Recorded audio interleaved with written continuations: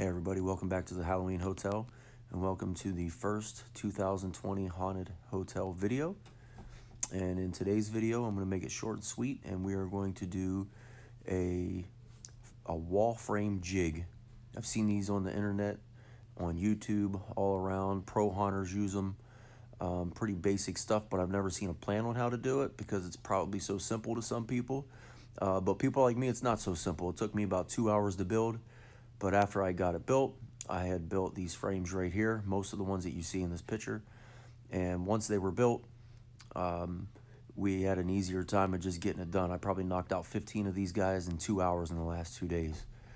So a lot of moving around, lots of moving parts. I know that I'm going to need more wall panels this year.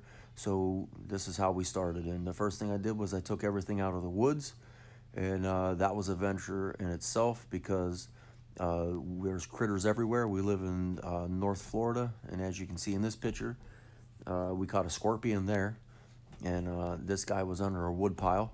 So in the middle of bringing out all of our frames and props and stuff, you know, we gotta dodge all these guys.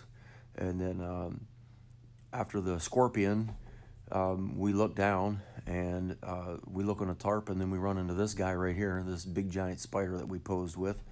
I'm not sure what kind of spider it was. Didn't look poisonous. Didn't really care. Just wanted to get a picture with him and go about our merry way. And then last but not least, this guy over here that I'm about to show you, he's been living in my yard for quite some time now. I've been moving Halloween stuff around for approximately a week, and this skink has been hanging out. And that's what he does. He hangs out under some plywood, and I'm not going to bother him. I'm not into killing stuff, so I'll just let him stay and do what he needs to do. As long as he leaves me alone, I'll leave him alone. But let's get back to the project at hand here. And with this project, like I said, it was pretty simple. As you can see, it's pretty high. It's just two pieces of plywood that I pieced together, and then on the right side over there is a fencing board.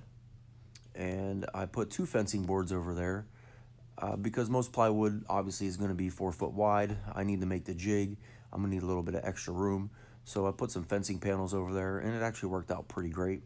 I just took some crappy 2x4s at the bottom to make this table. And the plan is after I get the jig done, after I get the walls done, I'm not going to use the jig anymore. I'll probably just save the top for next year, and all that scrap wood on the bottom, I'll probably just throw it in the trash or use it in the haunt, one or the other. So here's another picture you can see.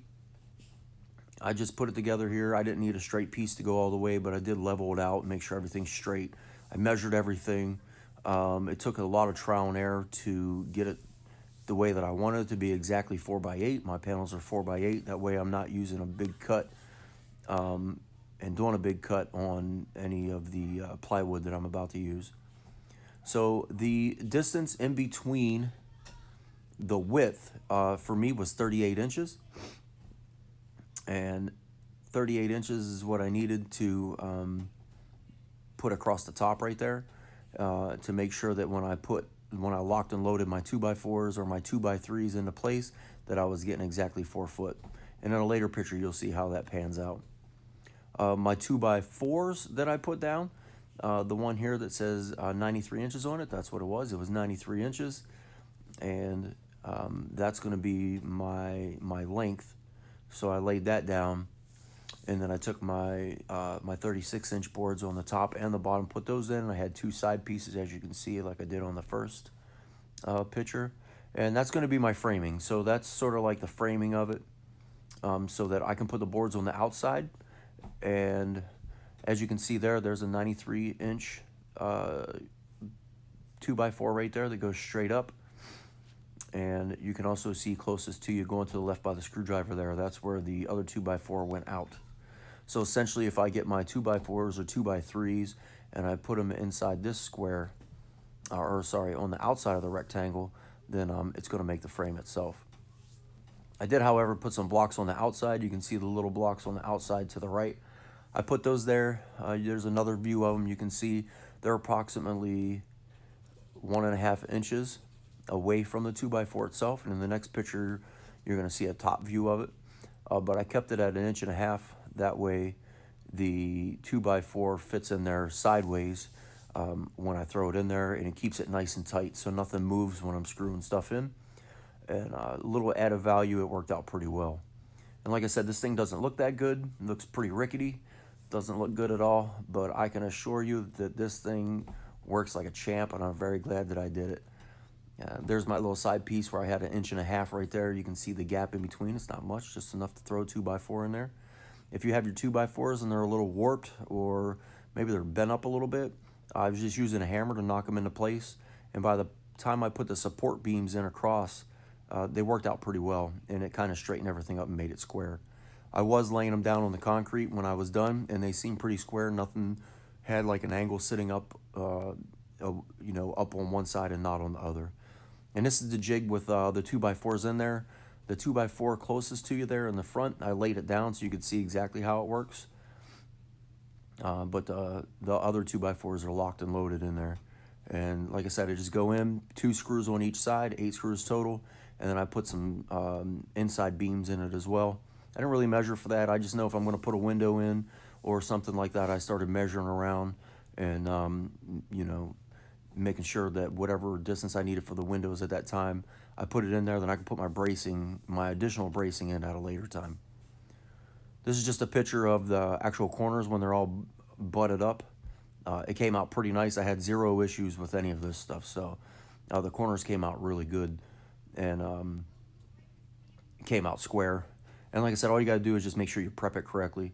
Make sure that when you attach the wood, nothing's moving, clamp it down, whatever you need to do to ensure you get that nice square look. And this is a top view of how it would look inside.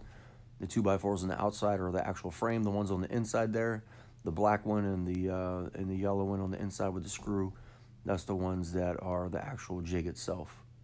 So as you can see, it's not very hard. I highly recommend anybody that's going to be doing a wall panel to take advantage of this and use a jig for yourself.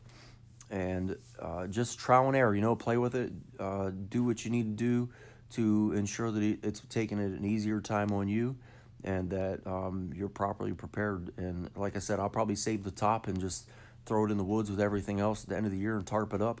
And that way, if I go with more wall panels next year, I'll have them ready. I hope you liked this video. I hope it was informative. If you have any questions, just hit me up down below. And like I said, Halloween, we're halfway there. It's going to be a little different this year, and but we're still going to prepare to do what we need to do to ensure that we're good to go. And if you like what you see, hit subscribe. We got a lot of videos coming up. And until next time, we'll see you later.